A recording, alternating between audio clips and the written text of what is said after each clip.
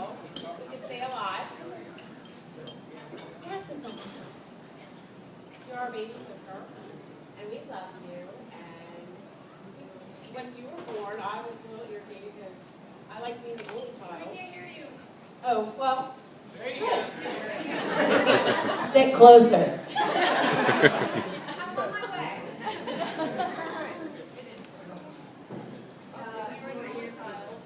I was an only child for a very long time, and they both ruined it for me. I just want you to know.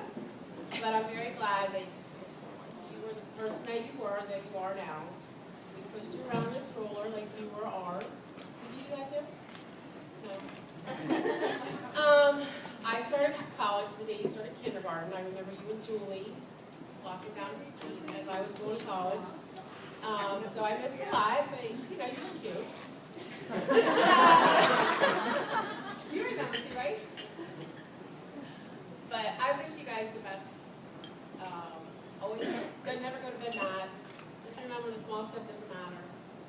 Just remember to love each other, and things will be great. Congratulations to you both.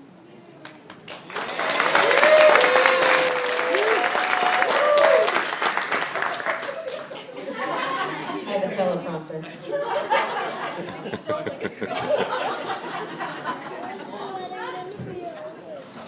So, I'm Nicole Glasser, a very strong supporter. And I am also Shannon's middle sister. And when Shannon first asked me to speak, I, of course, consulted the most special person in my life, the person I knew that I could go to whenever I needed any kind of advice or any kind of help. And Siri didn't have anything to offer up. And so after I asked Siri, you know, what should I say to Shannon? And she said, I do not understand Shannon. Then I looked on Google, of course, because that's where you look at speeches, and you know you've done it. And every time that you look on Google and you know, Google, right, of best maid of honor speeches or whatever, and they really never give you anything special. And so I started to think of looking back on the memories that remind me of Shannon the best, and of course not to have too many inside jokes, but I remembered the time that growing up in the neighborhood, and we would try to figure out where Shannon went, and we would say, well, where did Shannon go? Oh, she's with the hookers. And what you need to remember is Julie Hooker is her maiden name. And so after we found Julie Hooker, we realized that Shannon was not technically with the hookers. We knew it was okay.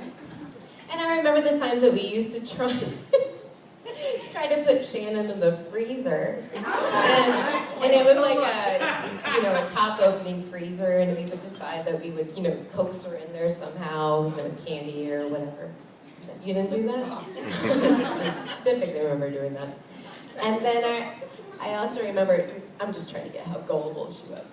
And I just remember like a couple of times, and again, being the youngest, of course, you just do all the things that older sisters do. I remember that, we used to take Coke cans or spray cans, we'd throw them against the wall, and then we'd give them to her. That was Karen, that was you.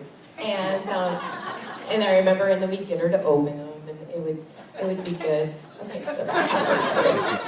so I just remembered that the first time that Shannon started to bring Neil around, and by the way, Oliver, it wasn't like a week, it was like 2 weeks, because Shannon actually lived with me for a week in between, and I remember she would talk to him on the phone, and we'd try to be nice and everything, and try to really not come off too strong, because we didn't want to throw him away. But I just remember my children always calling him Uncle Neil. It was never Neil. From the very beginning, it was Uncle Neil. And so, I'm not saying my children are the most fortuitous of all people, but they never called him anything but Uncle Neil. And so I think they knew.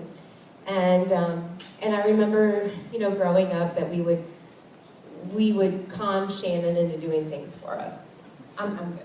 I don't need the iPad anymore. And I just remember that whatever we would do to Shannon, we would tramp stamp. I'm gonna leave that out.